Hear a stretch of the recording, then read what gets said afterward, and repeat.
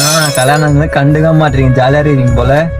கல்யாணம் ஆனதுல இருந்து ஜாலியா இருக்கிறேனா? ஆமா. அதெல்லாம் கல்யாணம் ஆனவங்களுக்கு தாண்டா தெரியும்.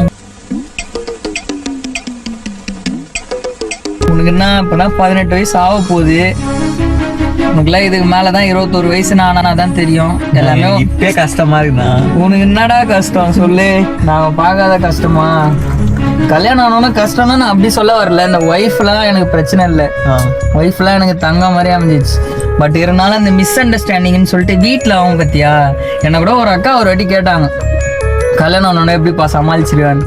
நான் ஈஸியா சொல்லிட்டேன், எங்க வீட்டுல எல்லாம் எங்க அம்மா பிரச்சனை இல்லை, எனக்கு சரணி என் ஒய்ஃப் பிரச்சனை இல்லை அப்படின்னு.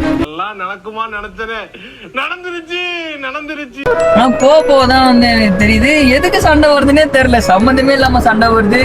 ஆல்ரெடி கல்யாணத்துக்கு வாங்கின கடனே முடியலையா, இந்த கார் வேற இஎம்ஐல போயிட்டு இருக்கா.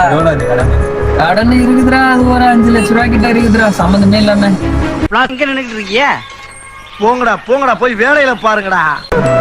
நீ நானா ஈஸியா வந்து சொல்ற. நானே அந்த 1 hour சரி உங்க கூட டீ கடைக்கு வந்து ஒரு டீ குடிக்கிற டைம்ல தான் சரி பசங்க கூட இருந்தா ஜாலியா இருக்கணும்.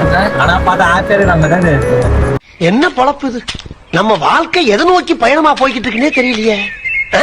பாக்குறவங்களுக்கு அப்படித்தாண்டா இருக்கும். நம்ம கஷ்டப்படுறது எல்லார்கிட்டயும் காமிச்சுன்னு இருக்கணும்லாம் அவசியம் இல்லை.